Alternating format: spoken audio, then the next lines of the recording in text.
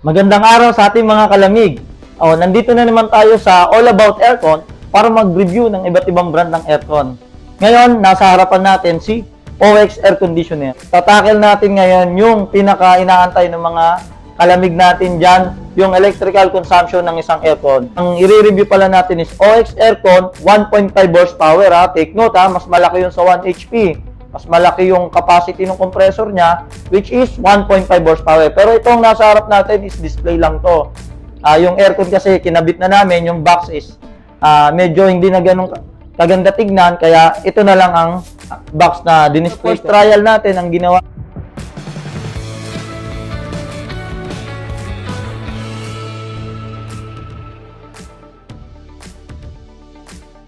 natin, no? Inon natin yung aircon natin. Ang remote settings nun, pagka-on natin ng aircon is 18 degrees Celsius. Okay? And then, naka-full bar fan speed siya. Naka-full bar fan speed na siya. Yung area pala natin na pinaglagyan is 10 square meter. So, nangyari, room temperature natin, ito, bago buksan yung aircon, is 28 degrees Celsius. Then, sa submeter naman natin, ito na yung na-testing natin, no? Submeter reading.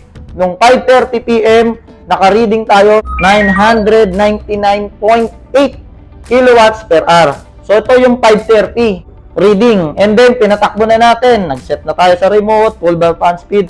And then, lumipas yung mga oras, inantay natin mag 6:30. Ang electrical consumption na na-read natin ay 1,001.2 kilowatts per hour. Reading na natin yung isang oras niya. Kailangan na natin ngayon, ano yung susunod natin na alamin, kung magkano na yung equivalent nun sa isang oras. Ima-minus lang natin, 1,001.2 minus 999.8 kilowatts. So, ang sagot dyan is 1.4 kilowatts per hour. Napakatipid na ito. Napakababa niya lang sa kuryente sa isang 1.5 horsepower na aircon. So, i-convert naman natin siya sa peso. Siyempre, nasa Pilipinas tayo, mga kalamig, kaya sa peso natin siya i-convert. Conversion natin doon, ang kinuha natin dito, mga kalamig, yung Meralco rate ng kilowatts per hour ngayong May. Kita ko lang dito sa Meralco is 11.49 pesos per hour. Yung katumbas ng 1 kilowatts. So, paano natin makukuha naman yung peso? May convert sa peso. I-multiply lang natin yung sa 11.49 pesos. So, ang sagot doon, mga kalamig, 16 pesos per hour. Sa 18 degrees Celsius na yung settings ng remote natin, pero 16 pesos per hour lang. Ganun siya kababa, mga kalamig. Example is 8 hours natin gagamitin si aircon sa loob ng isang araw. Kuha natin dito na 16 pesos per hour, ita-times lang naman natin sa 8 oras. 128 pesos per 8 hours. Grabe katipid, kalamig. Pero FYI, maaari bang bumabayan? Bakit, kalamig? Ang aircon na ginamit natin, si OX, ay inverter na aircon. Paano yun? Palamig niya na yung room. Ang gagawin ni OX aircon is i-maintain niya na lang yung lamig dun sa room. So, anong tendency kung 18 degrees Celsius ang set natin at ang compressor natin is tumatakbo ng mabilis? Once na na-sense ng aircon na to na lumalamig na yung room at naabot niya na yung required temperature dun sa sinet mong temperature dun sa remote, gagawin ni compressor from high speed, babagal siya at higing low speed yung takbo ni compressor. Ano bang mangyayari? Mas malakas ba sa kuryente o mas mahina? Of course, mga kalamig, mas mahina siya sa kuryente dahil from mabilis tumatakbo nung start up ng compressor natin, ngayon is bumabagal na siya dahil lumamig na yung room natin. Ano ibabato niyang lamig sa kwarto? Ay ibabato niya doon ay may lamig pa rin, pero mahina na lang. Para i-maintain niya lang yung temperature na sinet mo dun sa remote control mo.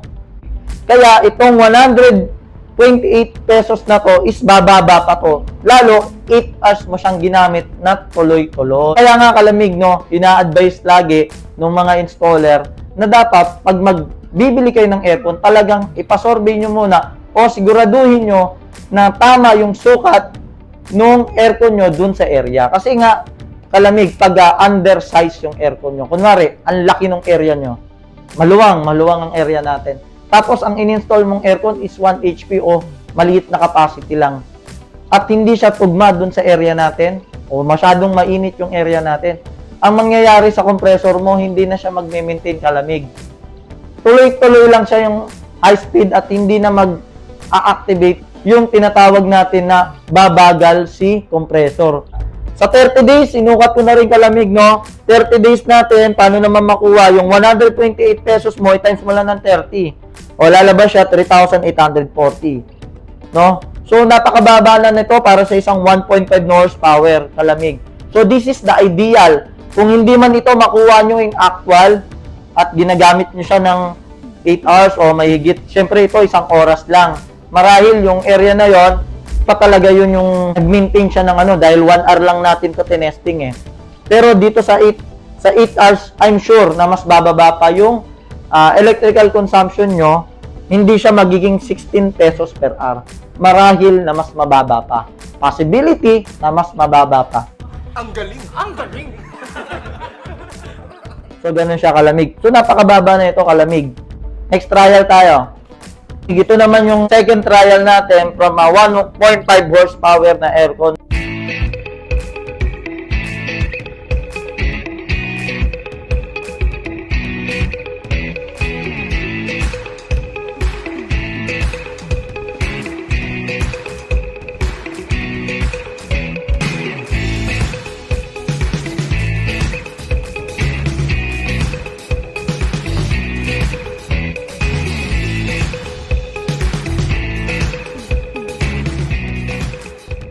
Sa remote settings natin, meron tayong 25 degrees Celsius. Ito na yung medyo mababa sa kuryente.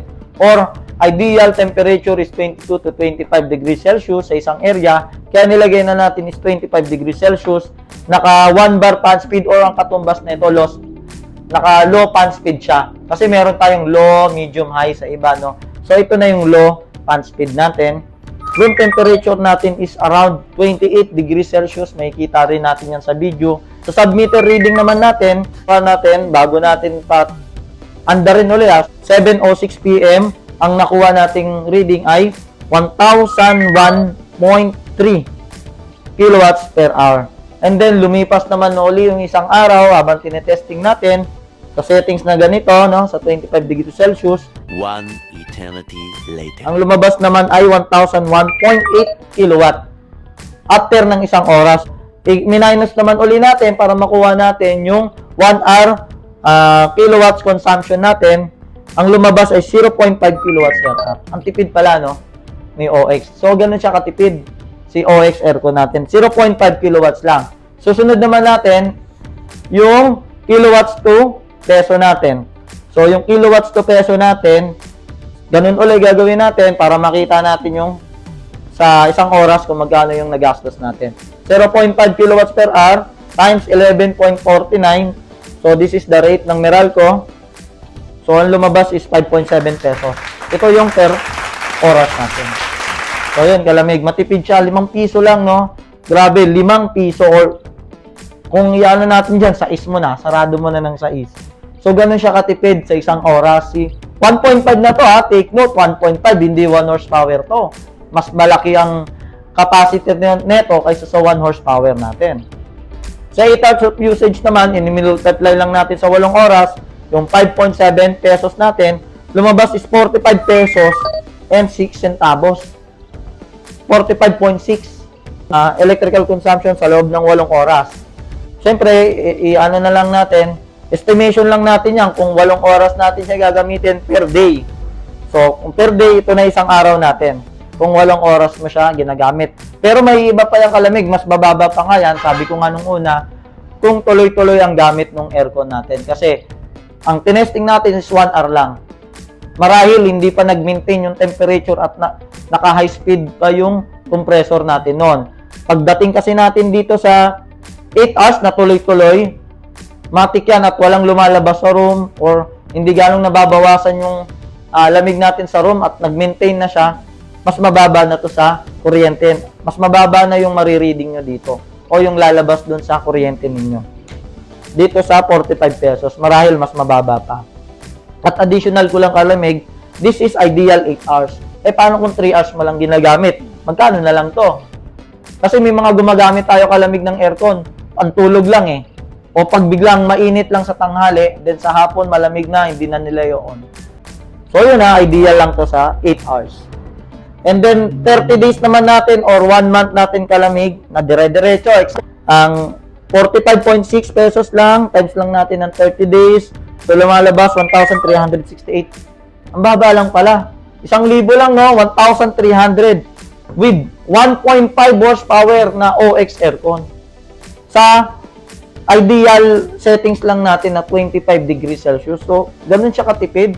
Matipid pala. At least kalamig, no? May ideal na tayo. Presyo, kung magkano ba talaga ang nakukonsumo ng isang 1.5 horsepower pagka nakatodo siya o malapit sa todo na settings mo or yung medyo sakto lang yung settings natin which is 25 degrees Celsius. So, ito lang yung mga ideal niya.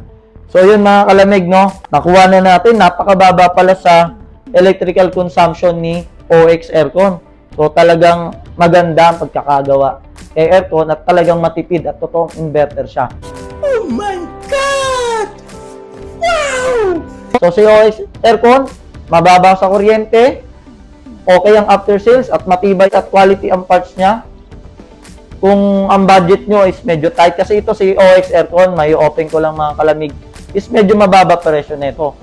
Talaga, kung ililinya mo siya sa mga affordable aircon, meron tayong AUX, TCL, or anything na mas mababa, nasa around 20,000 lang, no?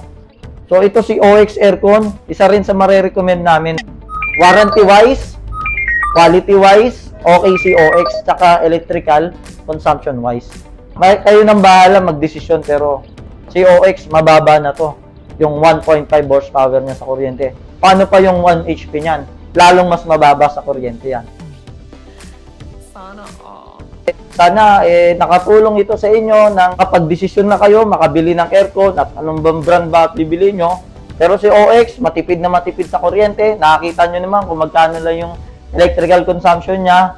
So, nagpapasalamat ulit ako sa mga viewers natin, sa mga nanonood, nagsasubscribe, at especially sa mga nagko-comment at nagtatanong.